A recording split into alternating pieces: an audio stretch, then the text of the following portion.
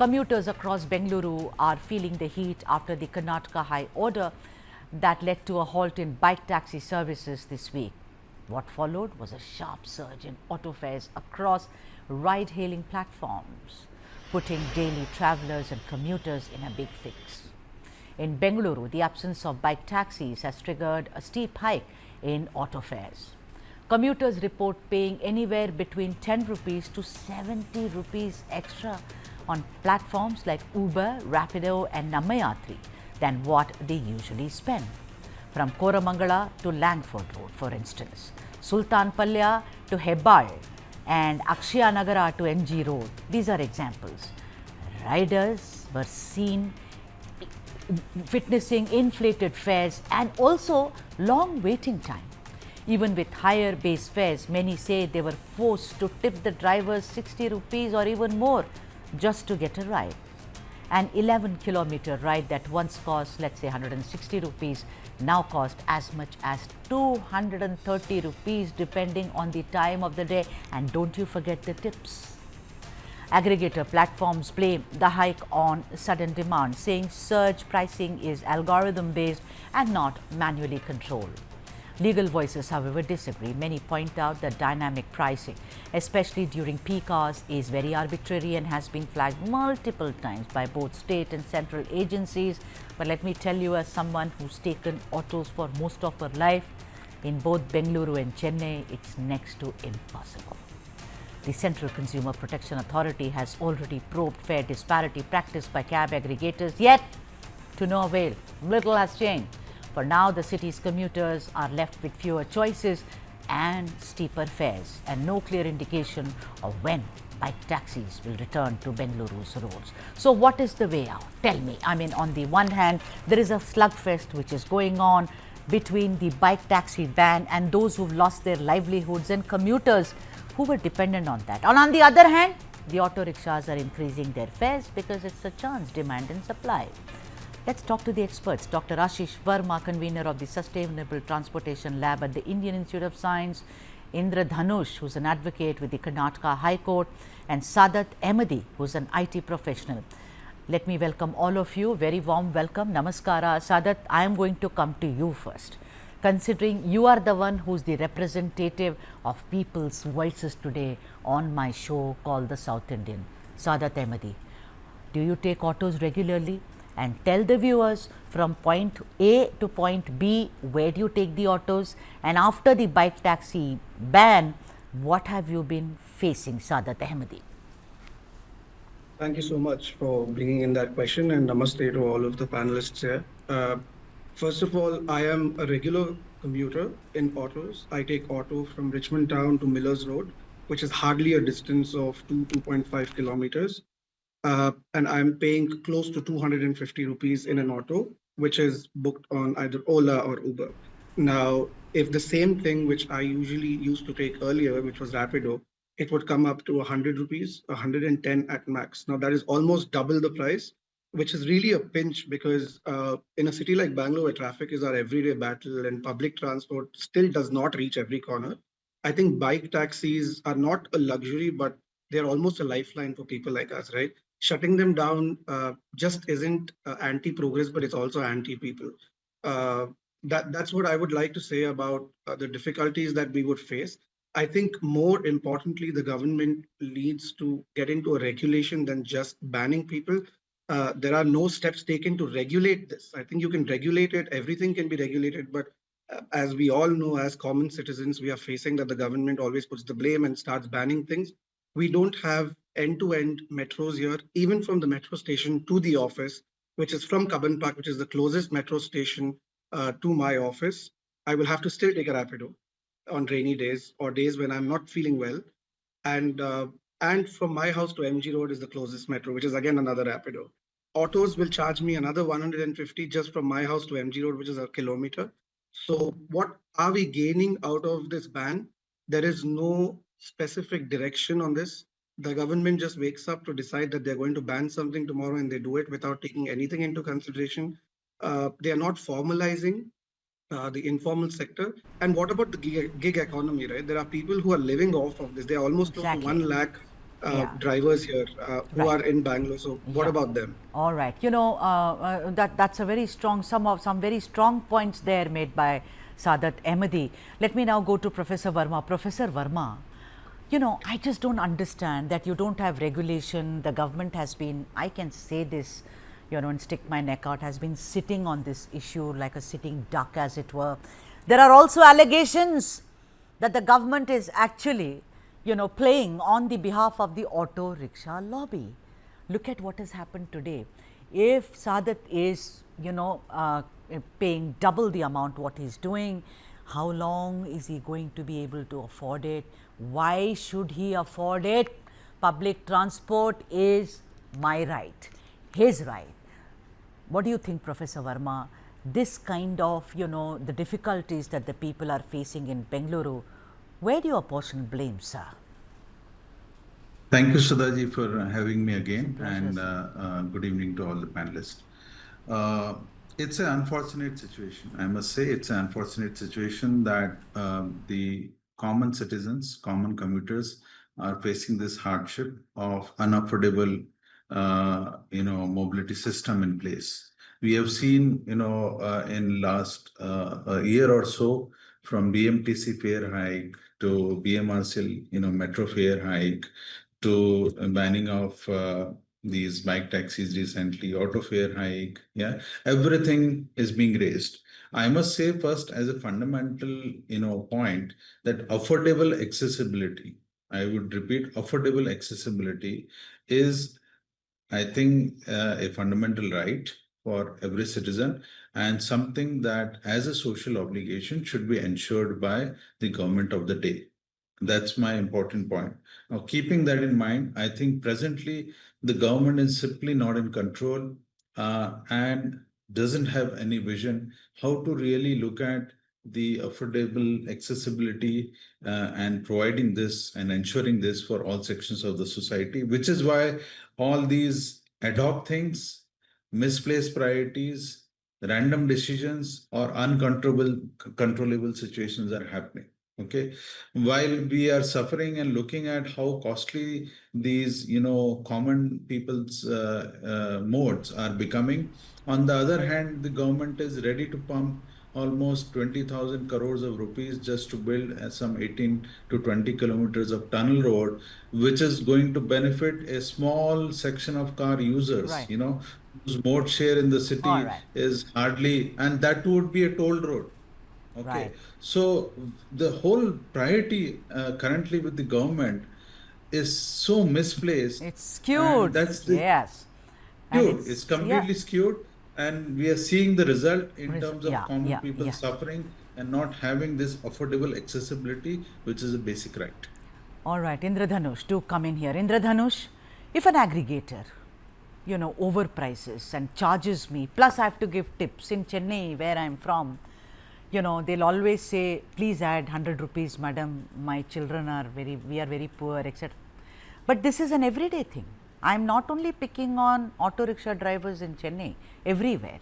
If I have a problem every day, like I have to tip them, and there are some aggregators in Delhi where I am, where they will say 230 rupees, suddenly it will go up to 290, then they will say now it's 310, looking for a driver 320, 370. This is like a stock market, and I am not interested in a stock market. What is the way out for people like Saadat Ahmadi? What is the way out for thousands of students and people who take auto rickshaws in Bengaluru today? Indradhanush, the legal route, Yes. as it were. So thank you for having me on the panel, and namaste for all the panelists here. So we have seen this increase and surge in price in various platforms. Today it is now it is only because of the dynamic pricing system which the people are following, the platform owners are following. There are the commuters who are put into great loss and the sufferings. There are several notifications and several instructions given by the state government as well as the central government not to do such practice. And the courts again and again have told there should be a cap on what the price should be for per kilometer basis as such. Because it is all on commercial basis what they are doing. They cannot encash the movement just because there is a ban on the motor vehicles and they have a chance to just encash in a certain period of time. Deliberately, Indradhanush, are they doing deliberately? They are this, like, yeah, because there is a demand and supply, they are using it. They are Am I using right? the demand Right, correct. Right. As the even we can see the same principles or policy even in many of the applications that we see. For all, if we are going ordering some food on a weekend, the menu of the restaurant will be the same. It won't change for the weekend, but the price list on the app goes high. Right. Even the movie tickets, when there is a premium show or when there is a stars movie which is going to be telecasted, especially in city of Bangalore. No, but you can't there be are making, no, I can understand movie tickets, they are made at, 1,000 crore budget Yes, and everything. Maybe everywhere. it's not for people who are going to work. I have not seen a movie in years. It's just about I have to get to work. Right to work is also a fundamental right, no? If you take away all my rights, I can't even travel. Then can someone say, okay, walk to your work? What is this, Indra Dhanush? If auto rickshaw drivers harass me, what provision do I have? I can't go to the police. Police will say, you talk to him. He will maybe say, why are you charging? What is the legal route here? So there is a consumer case whereas many of them have approached the consumer courts. There are directions from the district consumer commissions as well as the national consumer commissions, where under section 2 surplus 47 of the Consumer Protection Act, it completely bans an unfair trade practice. Whereas we see this as an unfair trade practice, where the consumer has been suffering due to the policies and the shocked up prices were made by the platform owners. So they can approach the consumer forum, or they can also file a PIL before the High Court and seek directions to look into this aspect. Right. Sadat Ahmadi, I want to come to you, Sadat, because you very well described what your ordeal is, from the morning till evening, and even if you take a metro, then what happens? I mean, look at the metro. I mean, the ridership has decreased, Professor Verma, and I have been in conversation in the past about what a failure that it is. Also, you look at the buses. I mean, most of it is a joke. There are anyway no roads, but there are only few buses, which can help people. Sadat Ahmadi, what is the alternative? Maybe you are slightly more privileged than many others who were dependent on those bike taxis, Sadat, because day before I had someone on the show and said, my nurse who comes to take care of me takes the bike taxi, she can only afford that. Or the mother of a child who goes quickly to buy vegetables, she can only afford a bike taxi. What is the alternative here? Do you feel abandoned? That the government has somehow abandoned, everyone in Bengaluru to say, find your own way. We do not know. We are washing our hands off now. I'm glad you brought that question up. I mean, from what Indra Dhanush was mentioning, all the consumer court and all of that sounds very good on paper, but it doesn't really help people who are at our level, right? I have fought for one flight ticket for the last 3 years. I have not received my money back. So consumer court is not even a person who's riding a bike cannot go to a consumer court, right? Imagine students who are getting pocket money and they have to go for an exam and there is full traffic jam on a rainy day. What is the alternative do they have? Will they go walking to their exam? Is that what the youth is supposed to do in this country, in today's world? How much we talk about youth in this country, that youth is supposed to be building the future of this country. Is that what we are doing? And my biggest challenge is, why do I, as a citizen, do not have the flexibility to choose what I want to do? Why is the government banning it? I do not want to go in an auto. I will still want to go in a Rapido. Where is the public opinion taken into consideration? And what about those 1 lakh riders who are losing their jobs? Do we know what commitments do they have in their houses? Are we going to pay that money? Is the government going to find them an alternate job? No, we don't have answers to it, because this is what the governments do.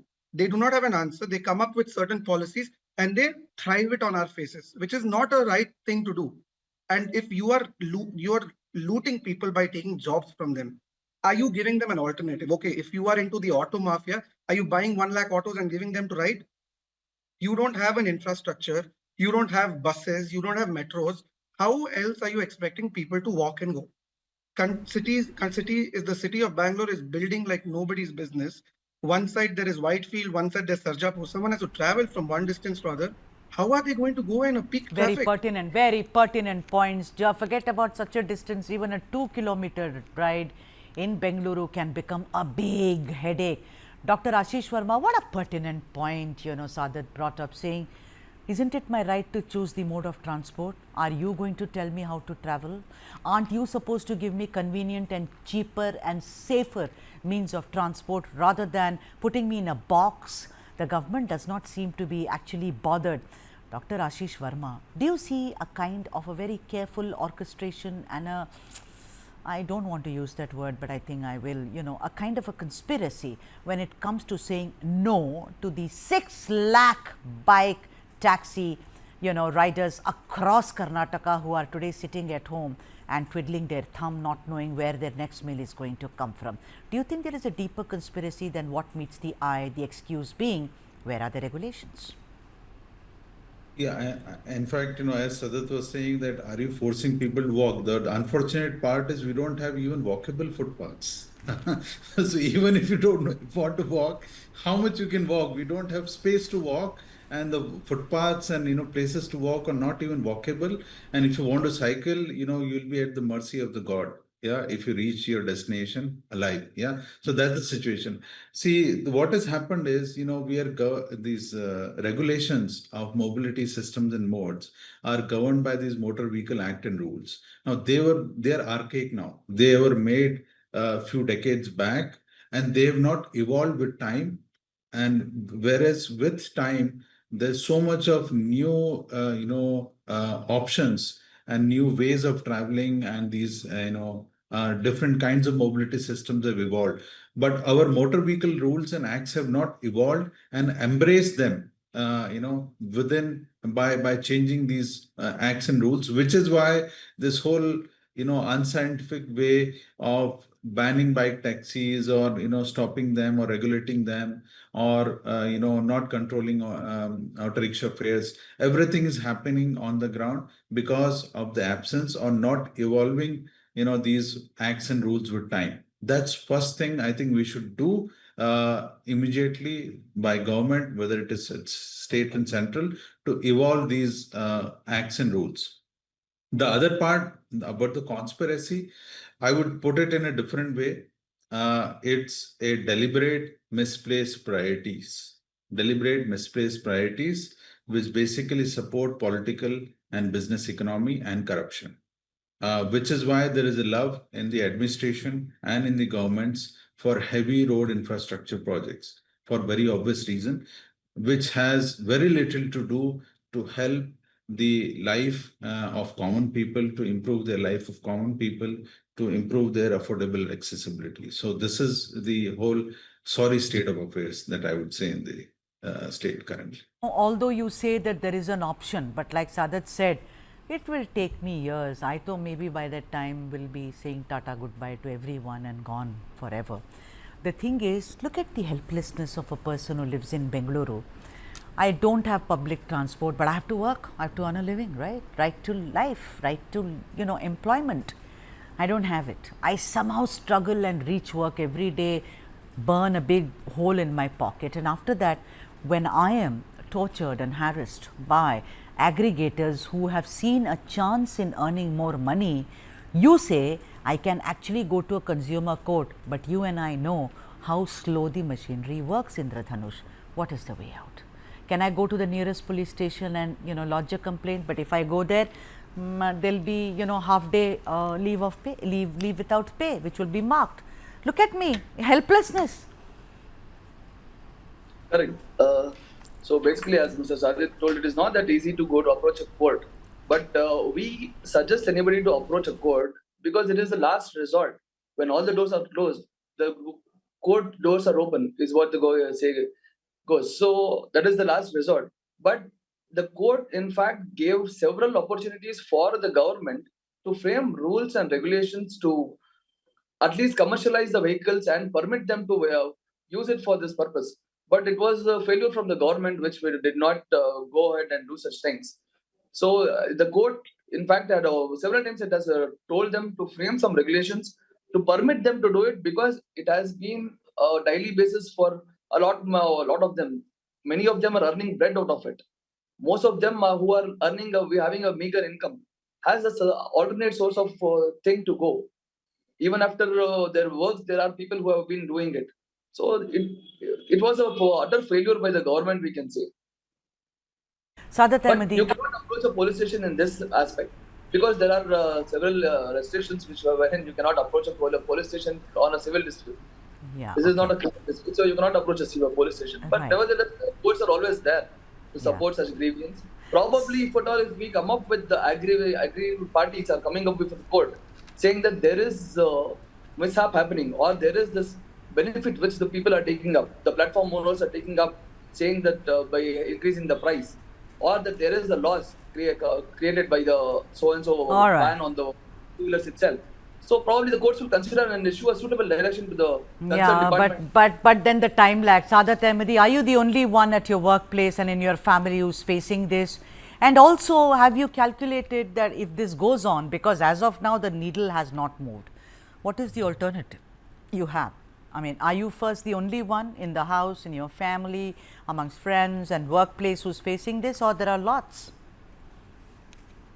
I think that's a valid question. I have so many people who travel by look, we are from a middle class background. We have so many people in the office who travel by buses and then change to Rapido and again take a bus. They come from far of distances. So it is a challenge because in such a small sample size, you can see so many people who are so inclined to using this sort of facility. Now, what will happen is the companies also have to these days regulated coming to work. We cannot work from home. So I don't see an alternative. And as Indradhanush was saying that court is a last resort, why as a citizen when I'm paying taxes, should I be dependent on last resorts? Why can the law stands above the government? The law stands above everything. Why can't the law enforce the government to stop such atrocities and build infrastructure where it's required? That's my only question, right? When the law stands above the government, they should have other regulatory bodies to regulate the government too.